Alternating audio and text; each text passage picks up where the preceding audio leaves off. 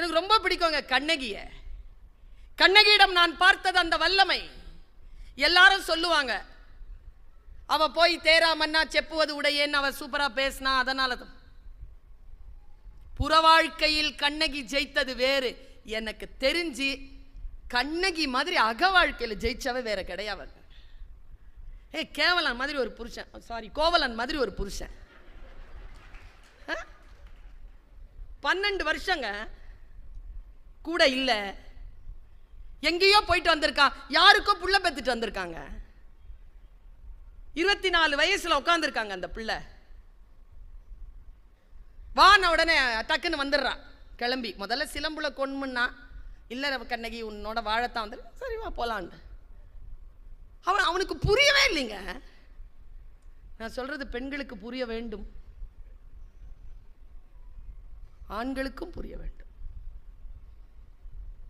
இது மனசுல போட்டு கொடாஞ்சிக்கிட்டே இருக்கு கோவலனுக்கு.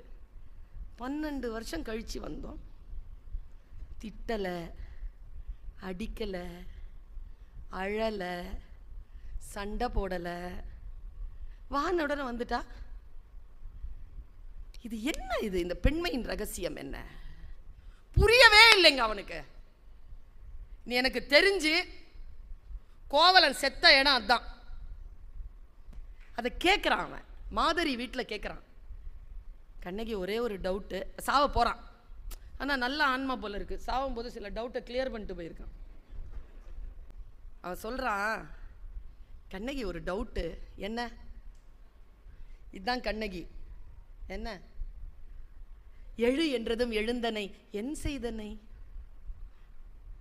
எழுந்தவுடன் எழுந்துட்டிய. ஆண்களுக்கு ஒரு சைக்காலஜி இருக்கு தெரியுமா? தப்பு பண்ணிட்டு பொண்டாட்டி முன்னால வந்து நிற்கும் போது ஒன்று அவ கத்தி சட்டையை கிழிக்கணும், இல்லை தன்னைத்தானே அடிச்சுக்கிட்டு அழுணும். ரெண்டும் பண்ணாமல் சைலண்டாக சோறு எடுத்து வச்சு பால்கீல் வச்சு கொடுத்துக்கிட்டு கூட்டிகிட்டு போனான்னு வச்சுக்கோங்களேன், பயந்துருவான். இந்த பயத்தில் தான் வரான் கோவலன். என்ன ஒன்றுமே சொல்ல மாட்டேங்கிறாளே, வாய் திறந்து ஒன்றுமே சொல்ல மாட்டேன். அவன் வந்த உடனே சலம் புனர் கொள்கை சலதியோட ஆடி குலநெறி வான்பொருள் குன்றந்தொலைத்த இளம்பாடி எனக்கு நாணத்தரம்னு சிலம்புல கொன்முன்னா. காசிலாம் வராது, அந்த சிலம்புக்கு எடுத்துட்டு போனா. இப்படி இவ்வளோ உறுதி அவளுக்கு. அவ கேட்குறாங்க, எழு என்றதும் எழுந்தனை கண்ணகி என் செய்தனை கேட்டடே. எங்க அம்மா சொன்னா, அதான் கண்ணகி, அதான் நீங்க, அதான் நான். உள்ள இருக்குது, வெளிப்படுறது இல்லை. வெளிப்படணுங்கிறதுனால தான் இந்த மேடை. ஒரு நாள் இப்படி பேசிட்டு இருக்கிறேன் விருத்தாச்சலத்தில்.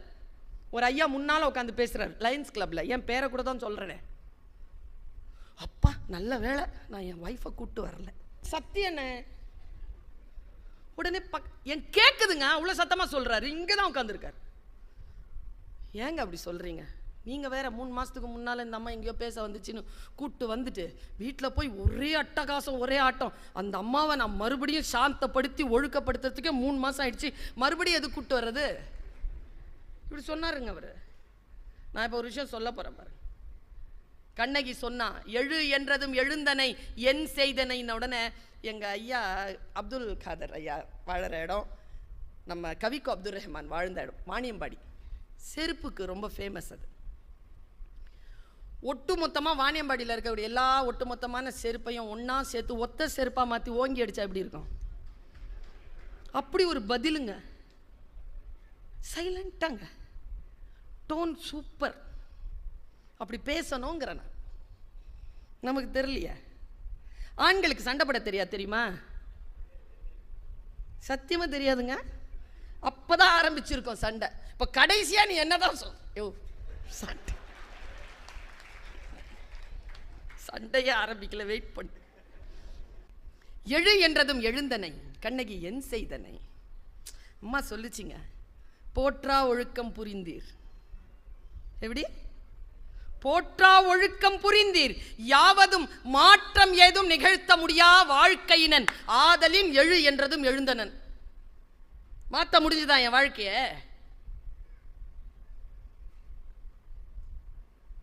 கேடு கெட்ட வாழ்க்கையை நீ வாழ்ந்துட்ட. உன் வாழ்க்கை என்னால் மாற்ற முடிஞ்சுதா? என் வாழ்க்கை உன்னோட இருக்குதே, எனக்கு வேற சாய்ஸ் இல்லையே. அதான் வந்தேன். இது சொன்னா பாருங்க, அங்க விதிர்த்து போனதுதான் அவன் விதி. நான் ஒரு விஷயம் சொல்றேன், எங்க வீட்டில் போய் யோசிங்க. அதை நான் சொல்லி இருக்கிறேன். கோவலனை கொன்றது கோவலனின் தீ ஒழுக்கம் கிடையாது, கண்ணகியின் நேர்மை. இதுதான் வல்லமையான சொல். எப்பொழுதும் நாம் யாருடைய வாழ்க்கையை எப்படி பார்க்கிறோம், நம்முடைய வாழ்க்கையை நாம் எப்படி செலுத்திக் கொள்கிறோம் என்பது. இன்னொரு ஒரு நுட்பமான ஒரு விஷயம் சொல்ற, வல்லமை என்பதற்கான வல்லமை தாராயோங்கிறான் பாரதி. நம் அத்துணை பேருக்கும் மனதிலே நாம் நமக்கு நாமே எழுச்சி கொள்ளக்கூடிய ஒரு வார்த்தையை நான் இப்ப போடுறேன். ஆனா என்ன துக்கம் தெரியுமா, தனி மனிதன் எழுச்சி கொண்டுதான் இருக்கிறான், மனிதம் தான் தாழ்ந்து கொண்டே இருக்கிறது. ரெண்டுமே சேர்ந்து எழ வேண்டும் என்பதற்காக சொல்கிறேன். இந்த நம்முடைய வீட்டுக்குள்ளேயே வரவே கூடாதுன்னு ஒரு பிராணியை நாம நேர்ந்து விட்டுருக்கோம். கெட்ட கெட்ட வார்த்தையில் திட்டிக்கிட்டே இருப்போம், அது வீட்டுக்குள்ளேயே வந்துடக்கூடாதுன்னு. பழமொழியே இருக்குது. என்ன மிருகம் அது? அவங்க வீட்டுக்கு வந்துச்சா? உங்க குடும்பத்தை கெடுத்துச்சா? எப்பவாவது வந்திருக்கா? ஏன் சொல்றோம்? எனக்கு பல நாட்களா டவுட்டுங்க. அது ஒரு மதம் சொல்லுகிறது பாம்ப சாத்தான்னு, அப்படிதானே சார்? ஒரு மதம் சொல்லுது பாம்ப சாமின்னு, சரிதானே மேடம்? இது ரெண்டுமே பாம்புக்கு தெரியுமா? அது சாத்தானா சாமியான்னு தெரியாம பாவங்க. தத்துவத்தை தான் நாம் புரிந்து கொள்ள வேண்டும், அவ்வளவுதான். ஆம பூந்த வீடும் எனக்கு ரொம்ப கவலை பாய். நம்ம வீட்டு பொண்ணு பேரா இருக்குது, அது எந்த வீட்டுக்குள்ள போய் கெடுத்துச்சு? இந்த எல்லாத்துக்கும் தான் மொழியை மாத்துறீங்கல்ல, அந்த பொண்ணு பேரையும் தான் மாத்துறது. ஆமீனா பூந்த வீடும் சரி வராது, ஆமீனா பூந்த வீடும் சரி. அதாங்க, அதை வேற மாத்தி சொல்லுங்க. ஏன் ஆமீனா ஆமீனான்னு சொல்றீங்க? அமீனா அதுவும் அதே தான். ரெண்டு கூப்பிட்டு பாருங்களேன். நம்ம வீட்டு பிள்ளை பேரை கூப்பிடுற மாதிரி இல்லை. எனக்கு இருக்குது. நான் சொன்னேன், என்னத்துக்காக இப்படி சொல்றாங்க அது தெரியும் எனக்கு. அமீனா அப்படிங்கிறது வந்து இந்த என்க்ரோச்மெண்ட்ல இருக்கக்கூடியவங்களை வெளியில தூக்கி போடுறதுக்கு கோர்ட் ஆர்டர்ல இருந்து வரும். வைத்தறிச்சல் பட்டோம்னா வீடு உட்படாது அப்படின்னு சொல்ற அந்த வார்த்தையெல்லாம் எனக்கு தெரியும். ஆனா இந்த ஆமா மேட்டர் தெரியல. நான் இப்ப உங்களுக்கு ஒரு சின்ன திரை மட்டும் விளக்குறேன். ஒன்னே ஒண்ணு, தந்தை பெரியார் ஒரு வார்த்தை சொல்றார், உன் சரித்திரத்தை விட உன் முன்னோனின் அறிவை விட உயர்ந்தது உன் புத்தி, அதை சிந்தி. இப்படி சொல்ற ஒரு தமிழ் மரபு நம் மரபு. அப்பன் தோண்டிய கிணறு என்பதற்காக உப்பு தண்ணீரை குடிக்க முடியாது. இப்படி சொல்லுகின்ற ஒரு மரபு இந்த உலகத்தில் வேறு எங்கே இருக்கிறது பாருங்க.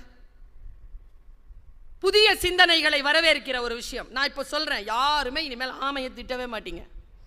4 பாயிண்ட் சொல்றேன் ஆமையை பத்தி. நான் ஹாங்காங் போயிருந்த போது அங்க பக்கத்துல மக்காவ் அப்படின்னு ஒரு இடம் இருக்கு, சீனா. என்கிட்ட ஷங்காய் விசா இருந்தது. அங்க போனோன்னே 3 நாள் டைம் இருந்தது. போயிட்டு வந்தேன். ரொம்ப பியூட்டிஃபுல்லான ஒரு இடம். அதுக்குள்ள கிராமங்களுக்கு போகும்பொழுது கிராம வாசல்ல நம்ம அகல் விளக்கு வைக்கிற மாதிரி ஆமையை வச்சிருக்கிறானுங்க சீனக்காரன். அவனுங்களுக்கு ஆமைனா சாமி, நமக்கு தான் ஆமைனா தரித்திரம். உண்மையே ஆமை தரித்திரம் கிடையாதுங்க, எதுவுமே தரித்திரம் கிடையாதுங்க. நான் சொல்லட்டுமா, தரித்திரமே ஒரு மேட்டர் கிடையாதுங்க. பெரிய விஷயம் என்னன்னா தரித்திர புத்தி. இது இல்லாம பார்த்துக்கலாம். தரித்திரம் தானா போயிடும். கஞ்சி குடிப்பதற்கு இல்லார், அதற்கு காரணம் அறியும் திறனிலார். காரணம் தெரிஞ்சிருச்சுன்னா கஞ்சி வந்துடும். இவ்வளவுதான் மேட்டர். இதை புரிஞ்சுக்கிட்டீங்கன்னா நீங்களே பவர்ஃபுல்லா வெளியேறுவீங்க. அரங்கத்தை விட்டு வெளியேறுகின்ற ரொம்ப பவர்ஃபுல்லா வெளியேறுவீங்க. ஆமையை பத்தி 4 விஷயம் சொல்றேன். நம்பர் 1, நீங்க வேணாலும் போய் எக்ஸ்ப்ளோர் பண்ணி பாருங்க, அறிவியல் பூர்வமா நீங்க தேடி பாருங்க. இந்த உலகத்திலேயே வாழக்கூடிய அத்தனை ஜீவராசிகளிலும் அதிக வாழ்நாட்கள் வாழக்கூடிய ஒரே ஜீவராசி ஆமை. Maximum 800ங்க, minimum 300ங்க. 800னா எத்தனை தலைமுறை சார் பார்க்கும்? 16 தலைமுறையை பார்க்குமா? டே அப்பா, இன்னொரு விஷயம் சொன்னா, உங்க காலில் இருக்குல்ல நிலம், அது நகர்ந்துரும். இப்ப நான் சொல்ல போற மேட்டர், கடலிலே நீந்துகின்ற அத்தனை ஜீவராசிகளிலும் இன்க்ளூடட் திமிங்கலம் அதிக கிலோமீட்டர் பயணம் செய்யக்கூடிய பிராணி ஆமை. அது எப்படின்னா அதுவா நீந்தாதான். என்ன பாருங்க, அதுவா நீந்தாதான். அதுக்கு திசை அறிவு அதிகமா. இப்போ அது கலிபோர்னியாவில் இருக்கு, அது கன்னியாகுமரிக்கு வரணும்னு முடிவு பண்ணிருச்சுன்னா கலிபோர்னியாவிலேருந்து கிளம்போம். அது நீந்தாது. நீரோட்டங்கள் கடலுக்குள் ஓடும்ல, அதில் போய் தன்னை ஜாயின் பண்ணி நீரோட்டத்தில் அது பயணம். ஆனால் திசை அறிவு அது பாட்டுக்கு வேற எங்கேயோ போகுதுன்னு வச்சுக்கோங்க, நீரோட்டம் அங்கே போவோம், அது கழண்டுரும். இந்த பக்கம் போகிறதுக்கான எந்த நீரோட்டம் வந்தாலும் வெயிட் பண்ணிவிட்டு அதுக்குள்ளே போகுமா. இப்போ நீங்களா போய் புக்கு படித்தா 15 வருஷம் ஆகும். நானும் அதுக்கு ஒரு சாரம் பேசுகிறத கேட்டுக்கிட்டோம்னா 2 மணி நேரத்தில் முடிச்சுக்கலாம். ஆமை செய்து போய் நீரோட்டத்தில் ஜாயின் பண்ணிக்குது. அது போகும்போது அது கூடவே கடந்து போயிடுது. இதில் இன்னும் பெரிய ஒரு விஷயம் என்ன தெரியுமாங்க, அற்புதமான விஷயம் என்ன தெரியுமா, அது முட்டை போடணும் அப்படின்னு முடிவு பண்ணிடுச்சுன்னா 800 வருஷத்தில் எவ்வளோ முட்டை போட்டுருக்கோம். அது முட்டை போடணும்னு முடிவு பண்ணிச்சுன்னா, இப்போ கன்னியாகுமரியில் முட்டை போடுதுன்னு வச்சுக்கோங்க, அதுக்கு கரு உண்டாகிறது கலிஃபோர்னியாலன்னு வச்சுக்கோங்க. 45 நாளுக்கு முன்னால் அது தன்னுடைய பயணத்தை தொடங்குமாங்க. தன் வாழ்க்கையில் ஆரம்பத்தில் எந்த இடத்தில் முட்டையிட்டதோ தன் மரணம் வரைக்கும் அந்த இடத்துல தான் வந்து முட்டையிடுமா. ஆனால் உலகம் முழுக்க கடலில் சுற்றுப்பயணம் பண்ணிக்கிட்டே இருக்கும். ஏங்க மிருகங்க, இதெல்லாம் தெரிஞ்சுக்க. ஆமா பூந்த வீடு உருப்படாது. எப்படி நீ உருப்படுவ? புத்திசாலியான ஒரு விஷயத்தை உள்ள விடலைன்னா நீ எப்படி உருப்படுவ? சொல்லி கொடுத்துறது.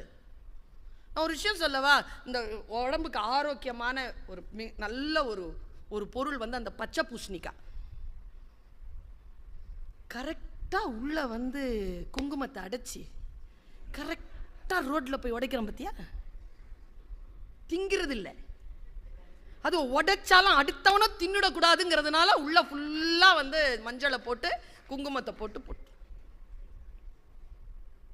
பல வேளைகள் நான் சொல்லுகிறேன். நாம் வல்லமை பெற்றவர்கள் தான், நம்முடைய வலிமை வேறறுக்கப்பட்டு கொண்டே இருக்கிறது. அதை கண்டுபிடித்து நம்முடைய வல்லமையை நாம் மீட்டெடுக்க வேண்டும்.